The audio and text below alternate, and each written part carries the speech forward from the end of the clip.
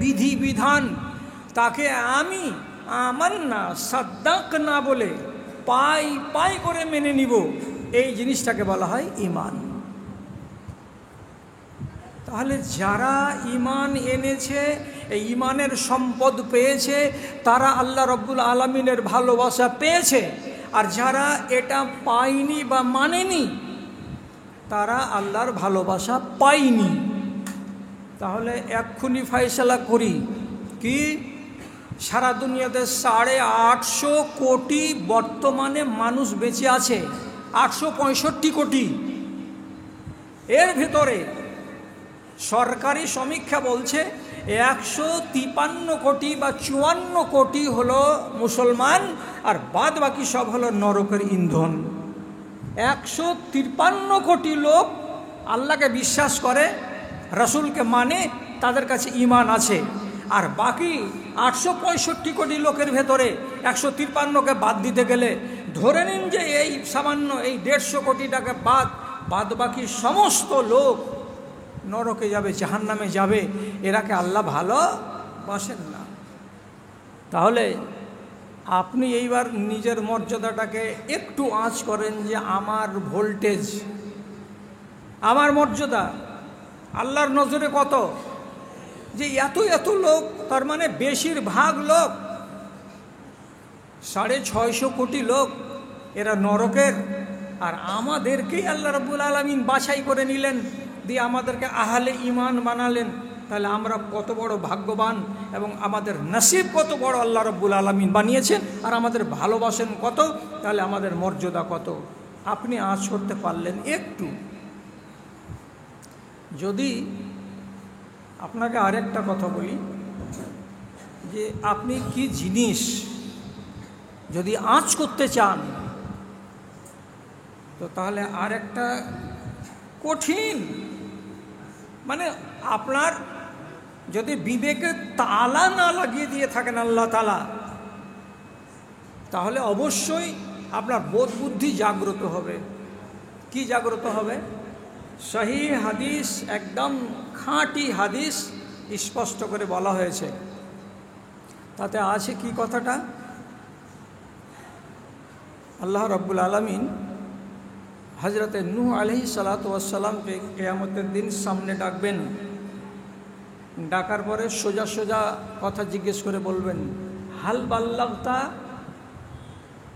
হে আমার নবী নূহ, আমি তোমাকে 1000 বছর আয়ু দিয়েছিলাম, তুমি আমার দায়িত্বটা লোকেদের কাছে পৌঁছে দিয়েছিলে? হযরতে নূহ বলবেন, নাম কদ বাল্লাগতু ইয়া রাব্বে, হ্যাঁ আল্লাহ, আমি আমার দায়িত্ব আমার জাতির কাছে, আমার কওমের কাছে আমি পৌঁছে দিয়েছি, এতে কোনো আমি গাফিলতি করিনি। আল্লাহ তাআলা কওমকে ডাকবেন, ওই জাতিকে ডাকবেন। ডাকার পরে আবার সামনাসামনি জিজ্ঞেস করে বলবেন, হাল বাল্লাগাকুম, হ্যাঁ নূহ নবীর সম্প্রদায়, তোমরা সামনাসামনি কথা বলো, এই নবী নূহ কি তোমাদের কাছে আমার পেগাম নিয়ে হাজির হয়েছিল না হয়নি? এরা সাফ করে উত্তর দিয়ে বলবে, মা আতাইনা আহাদ, কই, একে তো আমরা চিনি না, একে তো আমরা জানি না। আর তোমার জান্নাত জাহান্নামের খবর নিয়ে, তোমার ওয়াহাদানিয়তকে নিয়ে আমাদের কাছে কেউ এসেছে এইরকম আমাদের জানা নেই, আমরা কাউকে চিনি না, কেউ আমাদেরকে এই সব সংবাদ দেয়নি, আমাদেরকে কেউ কোনো কথা শোনায়নি। আল্লাহ রাব্বুল আলামিন সোজা সোজা হযরত নূহকে ডেকে বলবেন, ব্যাপারটা কেমন হলো? তুমি বলছো যে না গেছিলাম, আর ইয়ারা 10 জন 20 জন 30 জন লোক একসঙ্গে বলছে যে না আমরা চিনি না, আমাদের কাছে কেউ আসেনি। তখন আল্লাহ তাআলা বলবেন, আইনা শাহিদু লাকা, হে নূহ, কিয়ামতের দিন যদি আমার ফয়সালা থেকে বাঁচতে চাও, কল্যাণ পেতে চাও, তো সাথে সাথে আমার সামনে হাজির করো সাক্ষী, তুমি পৌঁছেছিলে তোমার দাওয়াত, তুমি তোমার দায়িত্ব পালন করেছিলে। এরা বলছে না, সাক্ষী হাজির করো, সাক্ষী যদি প্রমাণ করে দেয় তাহলে বাঁচবে, আর সাক্ষী যদি প্রমাণ না করে দিতে পারে তো তাহলে তুমি বাঁচবে না। এখন সাক্ষী কোথায় পাওয়া যাবে? কোরআন মাজিদে এটা স্পষ্ট আছে যে আল্লাহ, আমি আমার জাতকে দিন আর রাত ডাকলাম, 950 বছর ধরে ডাকলাম, তো ওরা একটাও মানুষ আমার কথা শুনেনি, সবাই পালিয়ে গেছে আমার কথা শুনে। তাহলে ওদের মধ্য থেকে সাক্ষী কোথায় পাওয়া যাবে? সাক্ষী বাইরে থেকে নিয়ে আসতে হবে। তো উনি সাথে সাথে বলবেন, আমার যদি কেউ সাক্ষী থাকে তাহলে আমার সাক্ষী হলো উম্মতে মুহাম্মাদি সাল্লাল্লাহু আলাইহি ওয়াসাল্লাম। কে সাক্ষী আমার? তো নবী মুহাম্মদ সাল্লাল্লাহু আলাইহি ওয়াসাল্লামের উম্মত আমার সাক্ষী। আপনারা সাক্ষী? নূহ নবীকে দেখেছেন? নূহ নবী কতদিন আগে গত হয়েছেন? হযরতে আদম থেকে শুরু করে হযরতে ইব্রাহিম আলাইহিসসালাতু ওয়াসসালাম পর্যন্ত দুনিয়ার ওই দিকে বয়স হলো 4500 বছর। আর হযরতে ইব্রাহিম আলাইহিসসালাতু ওয়াসসালাম থেকে শুরু করে আমাদের নবী মুহাম্মদ সাল্লাল্লাহু আলাইহি সাল্লাম পর্যন্ত দুনিয়ার বয়স হলো 4500 বছর। তাহলে মোট 9000 বছর হয়ে যাচ্ছে। তাহলে এখানে 9000 বছর থেকে 1000 যদি মাইনাস করে দেন তো কাছাকাছি উম্মতে মুহাম্মাদি যেদিন জন্ম নিচ্ছে তখন থেকে 8000 বছর আগে নবী নূহ দুনিয়া থেকে গত হয়ে চলে গেছেন। আর আমাদের নবী গত হওয়ার পরে 1500 বছর গত হতে চললো। আমরা দেখেছি নবী নূহ আলাইহিসসালাতু ওয়াসসালামকে, উনি এসেছিলেন, উনি কি বলেছিলেন, উনি কতটা লম্বা ছিলেন আমরা কিছুই জানি না, অথচ আমাদেরকে উনি সাক্ষী মেনে নিলেন, নিয়ে বলছেন যে উম্মতে মুহাম্মাদি আমার সাক্ষী। আল্লাহু আকবার। আপনি সাক্ষী দিতে তৈরি হন? হ্যাঁ, সাক্ষী দিব।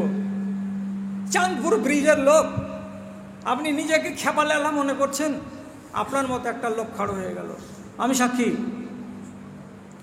হ্যাঁ, তুমি সাক্ষী? তো যারা দাঁড়িয়ে আছে বিপক্ষে তারা তো বলবে আমরা কত বড় ছিলাম, উঁচা ছিলাম, আমাদের আয়ু ছিল 900, 800, 700 বছর, আর এই 60 বছরের এই পাতলা টিনা লোকগুলো আমাদের বিরুদ্ধে সাক্ষী দিতে এসেছে, আচ্ছা দেখি কি বলে। তো একজন উম্মতে মুহাম্মাদি দাঁড়িয়ে বলবে, আল্লাহ, আমি চোখে দেখিনি এই লোকটাকে, এবং ডিউটি পালন করেছি কি করেনি এটা স্বচক্ষে আমি এগুলো দেখিনি, তবে আমি একটা কথা বলবো, তোমার কোরআন থেকেই বলবো। বলো কি বলছো, বলো। উত্তর কি দিচ্ছে এইবার? ওয়াকাযালিকা জাআলনাকুম উম্মাতান ওয়াসাতান লিতাকুনু শুহাদা আলান নাস ওয়া ইয়াকুনার রাসূলু আলাইকুম শাহীদা। আল্লাহ তাআলা বলছেন, তোমাদেরকে লাস্টে পাঠিয়েছি দুনিয়ায়, তোমাদের ইজ্জত কতটা, তোমাদের মধ্যমপন্থী করে আমি বানিয়েছি এক। আর তারপরে আল্লাহ তাআলা পরিচয় দিতে বলছেন, তোমরা আমার কোনো নবীর জন্য সাক্ষী হবে, আর সেই নবীদের সাক্ষী তোমরা দিবে বলেই নবীরা কিয়ামতের দিন কল্যাণ পাবে। তুমি যদি সাক্ষী না দাও তো নূহ নবীর মতো নবী বিপদে পড়ে যাবে, কল্যাণ পাবে না। আল্লাহু আকবার। কি আপনার তাপ, কি আপনার ক্ষমতা! কোরআন মাজিদের ভেতরে সায়াকুল ও পারার 2 নম্বর আয়াতে আল্লাহ তাআলা বলে দিয়েছেন এই কথাটা যে নবীদের উপরে সাক্ষী হবে। কারা? তো এরা। তো আল্লাহ, আমি যদি সাক্ষী দিই আমি উম্মতে মুহাম্মাদি, তাহলে আমার সাক্ষী কেন কবুল হবে না? লোকটি দাঁড়িয়ে দাঁড়িয়ে ফ্যাঁকা চাকা করে বলবে, ডুবাইলে এই লোকটা কথা বলে ডুবিয়ে দিবে মনে হয়, জাহান্নামে যেতেই হবে, নবী নূহ বেঁচেই যাবে মনে হয়। আর সাক্ষী কি আছে? এতদিন ধরে ডেকেছিলাম, ইয়া রাব্বে দাউতু কওমি লাইলা ওয়া নাহারা, এ আমার পরওয়ারদিগার, আমি এদেরকে রাত আর দিন ডেকেছিলাম। ফালাম ইয়াজিদহুম বিদুআই ইল্লা ফিরারা। 950 বছর ধরে ডেকেও আমি এদেরকে মানুষ করতে পারিনি, এদেরকে মুমিন বানাতে পারিনি। যারাই এসেছে শুনেছে কথা, তারাই পালিয়ে গেছে। অনেক দূরের কথা, অনেক দূরের কথা। আমার নিজের স্ত্রী পর্যন্ত আমার কথা শুনেনি, আমার নিজের বেটা পর্যন্ত আমার কথা শুনেনি। অতএব আমার জাতির মধ্য থেকে আমাকে মাননেওয়ালা কেউ নেই। আল্লাহ তাআলা বলছেন, কি বলছিস সেটা তোরা রে? নবী নূহ 950 বছর ধরে ডেকেছে, এটাও কোরআন থেকে প্রমাণ। আর নবী নূহ এই কাজ করেছে, তার সাক্ষী উম্মতে মুহাম্মাদি হবে, সে কথা আমি আগেই ডিক্লেয়ার করেছি, এটাও প্রমাণ। তো তাহলে আমার সামনে যেটা সাক্ষী আমি চেয়েছিলাম, 2টা সাক্ষীর কাছ থেকে বয়ান আমি পেয়ে গেছি। আমার নবী নূহ দায়িত্ব পালন করেছিল, অতএব নবী নূহ তোমাকে নাজাত দেওয়া হলো। এবং এই যারা কওম আছে, যারা বদতামিজ, যারা কথা শুনেনি রাখেনি, এদের ঠিকানা লাল ঘরের ভেতরে যাবে। তাহলে আপনি নবীর দরজায় যেতে পারবেন না, অথচ আপনার মতো এই সাধারণ একজন মুমিন মুসলমান নবীদের সাক্ষী হবার যোগ্যতা আপনি রাখেন। তাহলে আল্লাহ তাআলা আপনার ইজ্জত কত বড় করেছেন, আপনি এখান থেকে নিজেকে চিনুন তো। কেন আল্লাহ তাআলা নবী বললেন না সেই দিন যে আমার পরে হযরত ইব্রাহিম নাম করা নবী, উনার উম্মতিরা আমার সাক্ষী হবে? উনি তো বলে দিতে পারতেন সেই সময়ে যে আমার যদি কেউ সাক্ষী দেয়, তো হযরত সুলাইমান, হযরত দাউদের উম্মত থেকে কেউ কেউ লোক আমার সাক্ষী দেবে। তাদের সাক্ষীর ভ্যালুয়েশনের মোকাবিলায় আপনার সাক্ষীর ভ্যালুয়েশন আল্লাহর কাছে কত গ্রহণযোগ্য এবং কত মূল্যবান, যে সেটাই আলোচনা হলো যে উম্মতে মুহাম্মাদিকে আমি সাক্ষী স্বরূপ বানিয়েছি দুনিয়াতে। তাহলে আপনি নিজেকেই অবহেলার পাত্র বানিয়ে রেখেছেন, আল্লাহ তাআলা অবহেলার পাত্র আপনাকে বানাননি। যদি এতে আপনি সন্তুষ্ট না হয়ে থাকেন, তাহলে আপনাকে আর একটা কথা বলছি, এটার পরে আর এটা নক্তার উপরে কথা বলবো না।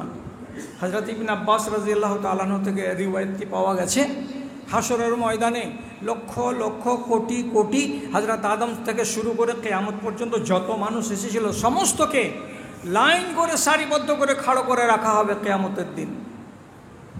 সেই হাদিসে কি লেখা আছে? আসমান থেকে 300 বছর হ্যাঁ কিংবা না কোনো জবাব আসবে না। বিচার কবে শুরু হবে, কয়টা বেজে শুরু হবে, আর কয় ঘন্টা দেরি হবে, এগুলো কোনো জবাব আসবে না। সমস্ত মানুষকে শুধু হা হুতাশ করে ওই রোদে দাঁড়িয়ে থাকতে হবে। কতদিন? তো 300 বছর ধরে। আল্লাহু আকবার। 300 বছরের সময় কেটে যাওয়ার পর যখন আল্লাহ রাব্বুল আলামিন তার মালায়েকাদেরকে নিয়ে হাসরের ময়দানে এবার বিচারের জন্য আদালত কায়েম করবেন, আর এক একজন লোককে ডেকে যখন তার শুরু হবে আজমাইশ এবং পরীক্ষা আর তার হিসাবপত্র, সেই সময় লাইনে এখানে কে আছে, কোন কোন লোক আছে, ওই লাইনে কে কে আছে, ওই লাইনে কে কে আছে, আপনি বলতে পারবেন? হাসরের ময়দানটাকে রাসূলুল্লাহ বলেছেন সিরিয়ার মাঠটাকে আর এবং প্যালেস্টাইনের মাঠটাকে আল্লাহ তাআলা কি করবেন? হাসরের মাঠ বানাবেন। তো আমি যদি ভারতবর্ষের মুর্শিদাবাদ থেকে দৌড় আরম্ভ করি, তো শুধু মুসলমান তো দৌড়ে যাবে না, পাকুড়ের এলাকায় যতগুলো গায়ের মুসলিম আছে তারাও তো দৌড়াবে।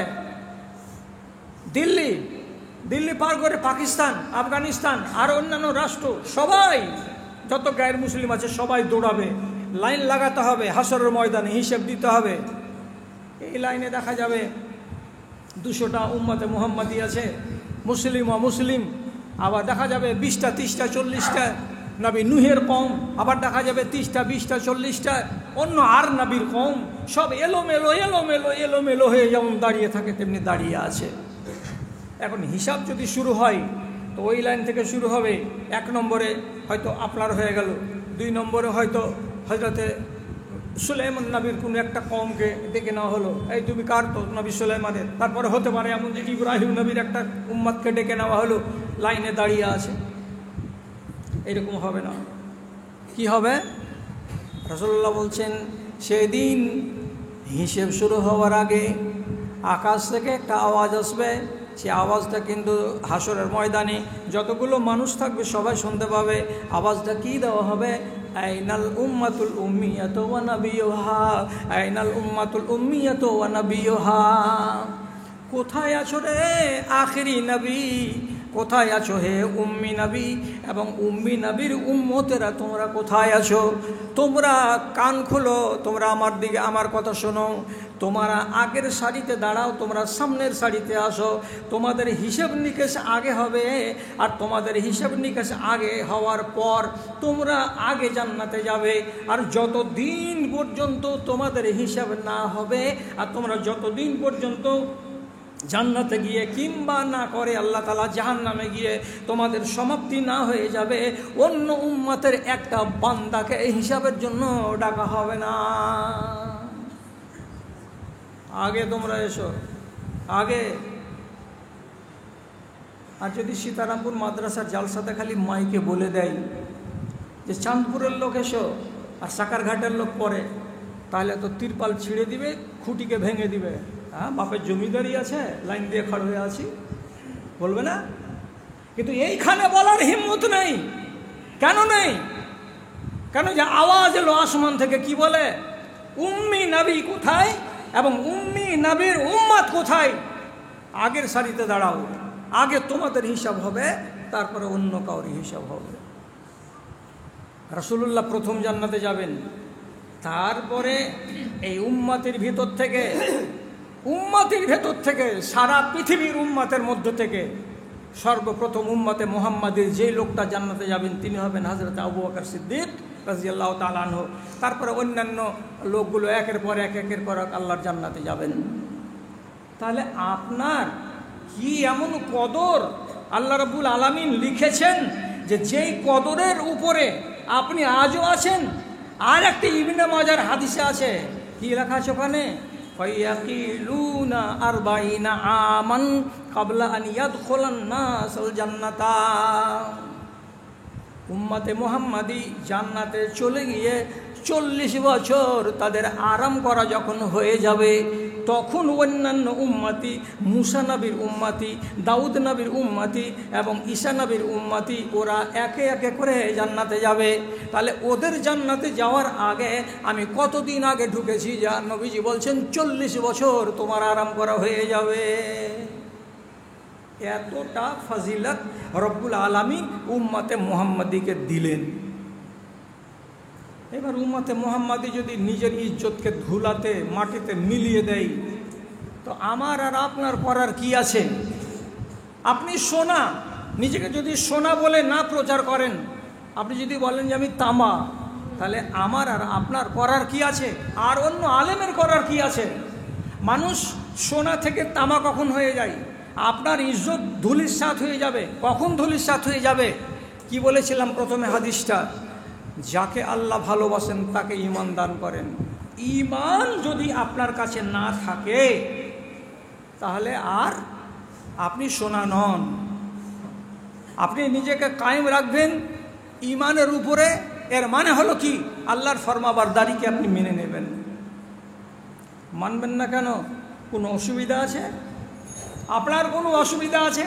এ দুনিয়াতে বেঁচে আল্লাহ তাআলার কানুনকে আপনি বহাল রাখবেন, তার জন্য আপনার কোনো রকমের কষ্ট আছে? কোনো রকমের ঝামেলা আছে? কি অসুবিধা আছে? আল্লাহ তাআলা আপনার জন্য কি করেন? আপনার জন্য রব্বুল আলামিন কি নিয়ামতের ব্যবস্থাটা করেননি, সেটা কেউ একজন লোক বলেন যে এই জিনিসটা আমি পাইনি, এই জিনিসটা আল্লাহ তাআলা আমাকে দেয়নি। আপনার কাছ থেকে শুধু ঈমানটাকে আল্লাহ রাব্বুল আলামিন নিবেন এবং ঈমানের অনুযায়ী আপনার জীবনটাকে গত করিয়ে নেবেন বলে আপনাকে নাজ, নিয়ামত এবং আল্লাহ তাআলার অশেষ মেহেরবানি দিয়ে সাজিয়ে রেখেছেন চারিদিক দিয়ে। আপনার যদি চক্ষু থাকে তো আপনি এক নজর তুলে দেখে নেন কি কি আল্লাহ তাআলা দিয়েছেন। প্রথমে আপনি তাকান তো, নিজের দিকে তাকান। আল্লাহ তাআলা বলছেন আলাম নাজআল লাহু আইনাইন ওয়া লিসানান ওয়া শাফাতাইন ওয়া হাদাইনাহুন নাজদাইন। আমি কি তোমাদেরকে দুটো চোখ দিইনি? আলহামদুলিল্লাহ, সব চোখওয়ালা লোক। ওয়া লিসানান ওয়া শাফাতাইন, আমি কি তোমাদের একটা জবান দিইনি যে জবান দিয়ে মিঠা মিঠা শব্দ তোমরা বানাও? আমি কি তোমাদের দুটো ঠোঁট দিইনি, যে ঠোঁট দুটো নড়তে গেলে তোমাদের আওয়াজগুলো বিভিন্ন রূপে বের হয়? আমি তোমাদের দুটো ঠোঁট দিয়েছি, একটা জবান দান করেছি এবং দুটো চক্ষু দান করেছি। এত সুন্দর সুন্দর নিয়ামত দিয়ে তোমাদের অঙ্গ প্রত্যঙ্গকে আমি সাজিয়েছি। বলো তো কোনখানে অভাব আছে তোমার? অনেক কানা মানুষ আছে, কানাকে আল্লাহ ছাড় দিয়েছেন। অনেক ন্যাংরা মানুষ আছে, আল্লাহ তাআলা ন্যাংরাকে ছাড় দিয়ে দিয়েছেন। কোরআন বলছে পরিষ্কার কথা, লাইসা আলাল আমা হারাজুন ওয়ালা আলাল মারিজ হারাজুন। কোনো মানুষ যদি ন্যাংরা হয় তাহলে যুদ্ধের ময়দানে তাকে যেতে হবে না। কোনো মানুষ যদি কানা হয় তাহলে তাকে যুদ্ধের ময়দানে যেতে হবে না। আপনি চোখওয়ালা মানুষ যেটা দায়িত্ব পালন করতে পারবেন, সেই দায়িত্বটা একজন কানা পালন করতে পারবে না। এই জন্য রব্বুল আলামিন কোরআন মাজিদ থেকে বলছেন, যারা বিকলাঙ্গ, যাদের চোখ আমি দিইনি, যাদের পা আমি খোঁড়া করেছি, যাদের হাতের দিক দিয়ে আমি তাদেরকে খোঁড়া করে দিয়েছি, এ মানুষগুলোকে ছাড় দেওয়া হয়েছে। কিন্তু আপনি নিজেকে দেখেন তো, আল্লাহর বিশাল নিয়ামত আমার কাছে কত সুন্দর। আমি দুই চোখ দিয়ে দিব্যি দেখতে পারি, আমার দুই ঠোঁট দিয়ে দিব্যি কথা বলতে পারি, আমার জবানকে নাড়িয়ে নাড়িয়ে আমি শব্দ তৈরি করতে পারি, আমার কান দিয়ে আমি ভালো ভালো কথা শুনতে পারি। আল্লাহর নিয়ামত আমার কাছে বিদ্যমান। তাহলে এরপরেই রব্বুল আলামিন বলছেন, খালি চোখ, নাক, কান, ঠোঁট, জিহ্বা দিয়েছি এটা কথা নয়, আর একটা অঙ্গ তোমাকে দিয়েছি, খুব মূল্যবান অঙ্গ। সেটা কি? ওয়াহাদাইনাহুন নাজদাইন। তোমার সামনে দুটো রাস্তা আমি খুলেছি। একটা রাস্তা তোমাকে নিয়ে যাবে টানতে টানতে জাহান্নামে, আর একটা রাস্তা তোমাকে নিয়ে যাবে টানতে টানতে জান্নাতে। জান্নাতের রাস্তা কোনটা আর জাহান্নামের রাস্তা কোনটা, এই বিবেক তোমাকে দিয়েছি। এই বিবেক দিয়ে তুমি বুঝে নিতে পারবে। তোমার বিবেকটা এমন একটা সম্পদ, তোমার সামনে যদি একটা মানুষ একদিন জুমার মিম্বারে বলে দেয়, এই কাজটা যদি করো তো তুমি নরকে যাবে, আর এই কাজটা যদি করো তো তুমি জান্নাতে যাবে, এই কথাটা তোমার মগজের স্ক্রিনে গেঁথে যাবে, জিন্দেগিতে ভুলবে না, মানো কিংবা না মানো। অতএব আমরা এমন কথাগুলোকে শুনে শুনে শুনে শুনে সবাই মুখস্থ করে রেখেছি, কোনটা কাজ জাহান্নামে নিয়ে যাবে আর কোনটা কাজ আমাকে জান্নাতে নিয়ে যাবে। কোথায় আছে? ব্রেনের মেমোরিতে আছে। তাহলে এত বড় জিনিস আল্লাহ তাআলা আমাকে দিলেন, এই ব্রেন যদি না দিতেন আল্লাহ তাআলা, তাহলে খেপালেলার হয়ে পাগলের মতো হয়ে রোডের কিনারা কিনারা আপনি ঘুরে বেড়াতেন, তার তো হিসাবই হতো না। আর আপনার ব্রেন আছে, আপনি ভালো কোনটা মন্দ কোনটা এগুলো যেন আপনি কি করতে পারেন, তারতম্য করতে পারেন। তার জন্য আল্লাহ তাআলা এই নিয়ামত আপনাকে দান করেছেন। তারপরে আপনার হালাত কি? আল্লাহ তাআলা বলছেন, এর আগে আর একটু কিছু না দিতে গেলে আর একদিন তখন আমার সামনে হুজ্জতি করে বলবে, তুমি ভালো করে খেতে কেনে দাওনি, তোমাকে ডাকবো কেমন করে? আর একদিন হয়তো আর একজন বলতে পারে, হ্যাঁ আমার ঘর বাড়ি ছিল না ভালো মতন, যেখানে তুমি আমাকে একটা ঘর দাওনি, বাড়ি দাওনি, তাহলে তোমাকে আমি ডাকবো কেমন করে? তুমি আমাকে তো অমুক জিনিস দাওনি, তুমি আমাকে তো অমুক জিনিস দাওনি। এই বলে মানুষেরা আল্লাহ তাআলার কাছে অভিযোগ যেন না করে, আর আল্লাহর দায়িত্ব পালন করতে গিয়ে যেন বাহানা না বানাই, তুমি আমাকে দাওনি তেমনি আমি তোমাকে দিইনি, এ কথাটা যেন না বলে। তার জন্য রব্বুল আলামিন কোরআন মাজিদে একাধিক জায়গাতে আপনাকে তার অনুকম্পা কি কি আছে তার আলোচনা করেছেন। যেমন আপনাকে একটা বলি, এটা হাদিস নয়, কিন্তু এটাকে আবুল্লাইস সামারকান্দি একটা বই লিখেছেন, তার নাম তামবিহুল গাফিলিন। অসচেতন ব্যক্তিকে সচেতন করার উদ্দেশ্যে তিনি একটা বই লিখেছেন। সেই বইয়ে লেখা আছে কথাটা, তা কি লিখেছেন? উনি লিখেছেন, আর দুনিয়া খলেকাত লাকুম ওয়া আনতুম খলেকতুম লিল আখিরাতে। দুনিয়ার যত সাজসজ্জা, পাহাড় পর্বত, নদ নদী, ফুলের বাগান আর যত কিছু আছে, সমস্ত কিছু তোমাদের জন্য তৈরি করা হয়েছে, তোমাদের জন্য তৈরি করা হয়েছে। কিন্তু তোমাদেরকে আল্লাহ রাব্বুল আলামিন দুনিয়ার জন্য তৈরি করেন না। কেমন কথা? কেমন কথা? ফুল, গাছ গাছড়া, নদ নদী, ঝর্ণা, পাহাড় পর্বত, বাগান, এই সেই যত কিছু চোখের সামনে দেখছি সবই কিছু আল্লাহ তাআলা আমাদের জন্য তৈরি করেছেন, কিন্তু আমাদেরকে আল্লাহ তাআলা দুনিয়ার জন্য তৈরি করেননি। তোমরা দুনিয়ার মানুষ নও, এখানে কদিন থাকবে যে 60 বছর? তারপরে যেখানকার মানুষ সেখানে চলো। তো এলে কেন এখানে, কেন এসেছি এখানে? বলছে মেনু। মেনু মানে কি? 5 স্টার হোটেলে যাবেন, যেমনি আপনার বিছানাটাকে রাখবেন, আপনার বিছানার কাছে একটা বয়রা এসে একটা কাগজ দিয়ে যাবে। কাগজটাতে শুধু খানার চার্ট লেখা আছে 100 রকমের, কোনটা কোনটা খাবেন শুধু ইলিক দিয়ে দেন, এইটা এইটা খাবো। ওই খানাটা আধা ঘন্টা পরে আপনার এখানে এসে হাজির হয়ে যাবে আপনার ঘরে। এটার নাম হলো কি? মেনু। আপনাকে 60 বছরের জন্য দুনিয়াতে রাখা হয়েছে। কি জন্য রাখা হয়েছে?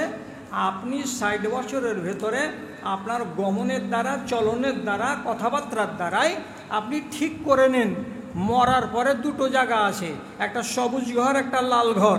আপনি লাল ঘরে যাবেন না সবুজ ঘরে যাবেন সেটা নির্দিষ্ট করে দেন। 60 বছর টাইম দিলাম। কেউ যদি বলে ছায়ের কুঁড়ে থাকবো, তো কে থাকে? ছায়ের কুঁড়ে কুকুর থাকে, তোমার ছায়ের কুঁড়ে ব্যবস্থা আছে। কেউ যদি বলে আমি এসিতে থাকবো, তো এসিতে থাকার জন্য ব্যবস্থা আছে। কেউ যদি বলে আমি এই রকম জিনিসে থাকবো, তো ওই রকম জিনিসে থাকার ব্যবস্থা আছে। এই দুনিয়াটা হলো আপনার জন্য মেনু। নরকে বাস করবে না স্বর্গে বাস করবে, সেই মেনু আপনার হাতে তুলে দেওয়া হলো। আপনি 60 বছরের জীবনটাকে ওইভাবে সাজিয়ে আপনার সার্টিফিকেট তৈরি করে কবরে চলে যান।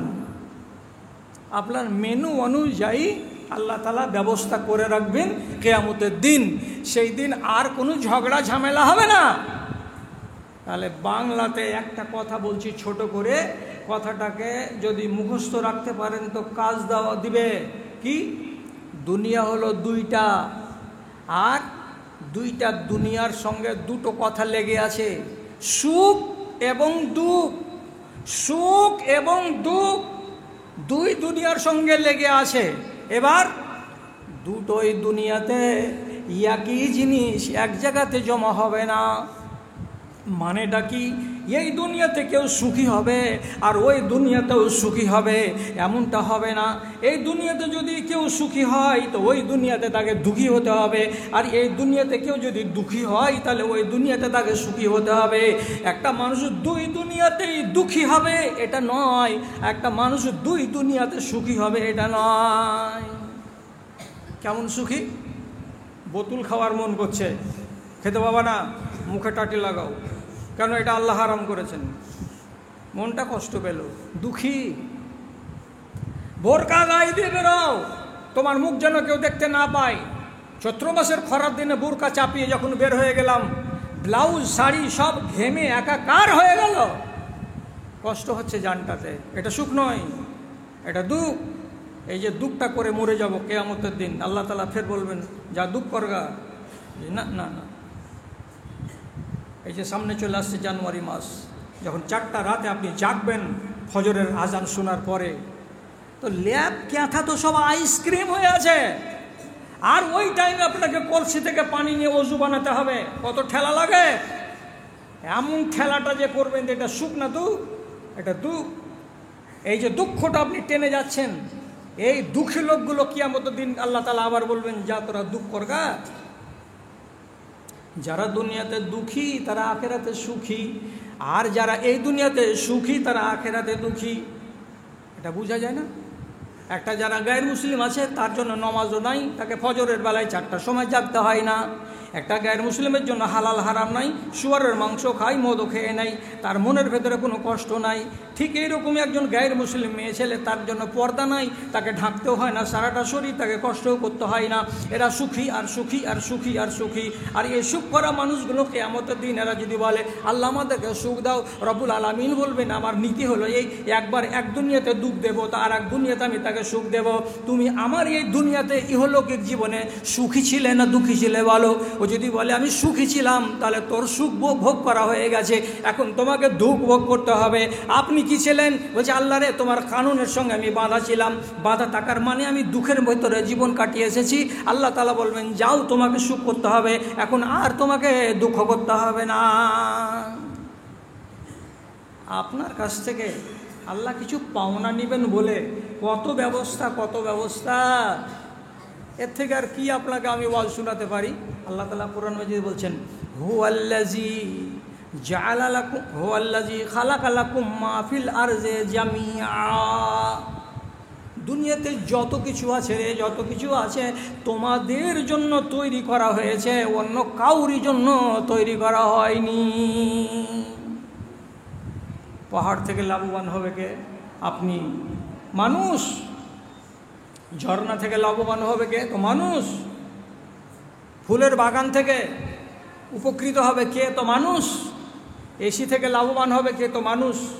ভালো ভালো সরু ধরনের চাল খাবে, চালের ভাত খাবে কে? খাবে তো মানুষ। মাংস খাবে, পোলাও পরাঠা কিশমিশ পানাক্কা কাজু বাদাম ছুহারা নাশপাতি কে খাবে? বলে মানুষ। সব কিছু তোমার জন্য। এই যে বিশ্বাস হলো না জি? বিশ্বাস হয় না? আল্লাহ তাআলা সূরা লোকমানে বলছেন, আলাম তারাও আন্নাল্লাহা সাখখারা লাকুম মা ফিল আরজি জামিআ ওয়া আসবাগা আলাইকুম নি'মাহু যাহিরাতাও ওয়া বাতিনা। এই মানুষেরা, তোমরা কি চোখ তুলে দেখতে পাচ্ছ না যতগুলো চারিদিকে সম্পদ আছে? তুমি সেই সমস্ত সম্পদগুলোর দিকে তাকাও, আর তাকার পরে একবার জিজ্ঞাসা করে বলো তো, এই সম্পদ তোমাকে কার জন্য তৈরি করা হয়েছে? সবটাই সম্পদের বেলায় জবাব আসবে তোমার জন্য, তোমার জন্য, তোমার জন্য, সব তোমার জন্য, সব আমার জন্য। আল্লাহ তাআলা নিজেই বলছেন, তোমাদের জন্য যতগুলো সম্পদ দুনিয়াতে আছে সব আমি সৃষ্টি করে রেখেছি।